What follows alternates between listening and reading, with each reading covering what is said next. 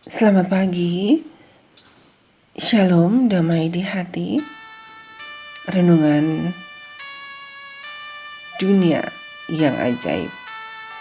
Sebelum mendengarkan renungan pagi yang ditulis oleh Pendeta Doug Batchelor, mari kita berdoa.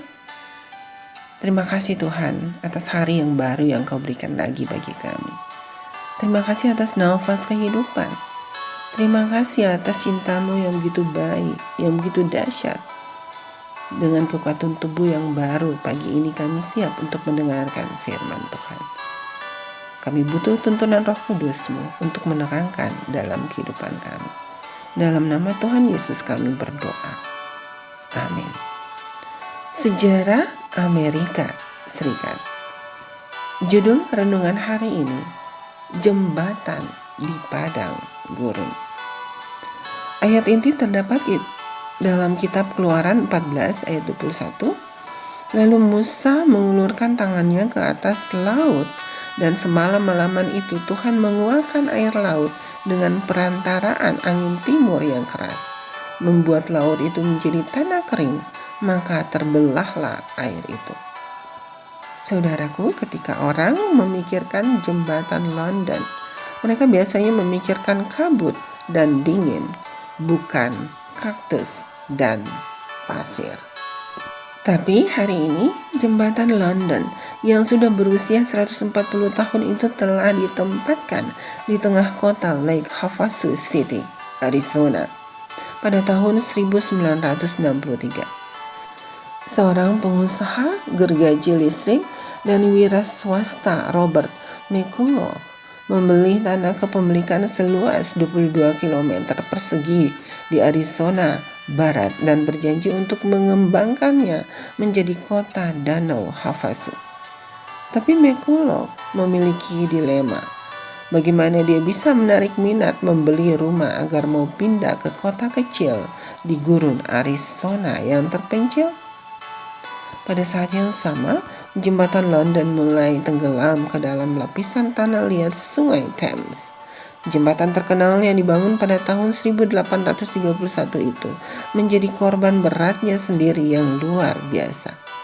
Pejabat London memutuskan bahwa mereka harus mengganti jembatan yang lama tersebut. Alih-alih hanya merobohkannya, mereka memutuskan untuk menjualnya. Pada tahun 1968, McCullough membeli jembatan itu seharga $2,46 juta.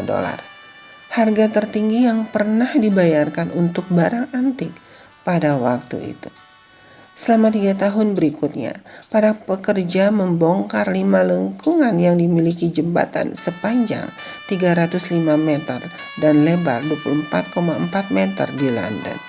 Masing-masing batu granit bata diberi nomor untuk membantu pemasangan kembali. Kemudian, batu granit bata itu dikirim ke Amerika, di mana mereka kemudian diangkut ke kota baru, Danau Havasu. Potongan-potongan itu dipasang kembali di atas tanah, dan kemudian sebuah kanal digali di bawahnya, mengubah semenanjung menjadi pulau. Rekonstruksi itu menelan biaya tambahan sebesar $7 juta dan jembatan tersebut siap dibuka pada tahun 1971. Pembelian unit itu terbayar kembali untuk McCullough.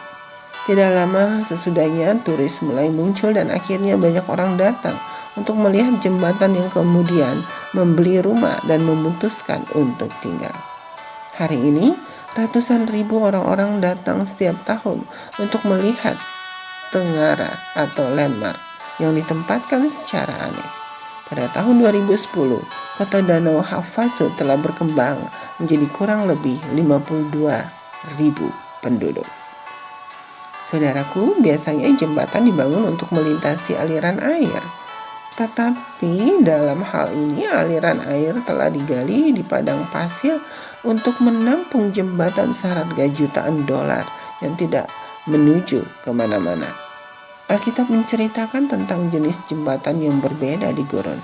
Ketika orang Israel menemukan diri mereka terjebak oleh tentara Mesir di satu sisi dan laut di sisi lain, Tuhan secara ajaib membuka jembatan tanah kering melalui laut merah. Sungguh, tidak ada permasalahan yang terlalu sulit bagi Tuhan.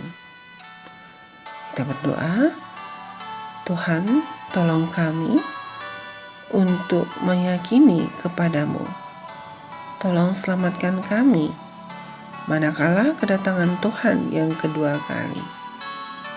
Kami siap masuk ke dalam kerajaan surga. Tolong kami Tuhan untuk selalu berjalan sesuai dengan kehendak-Mu.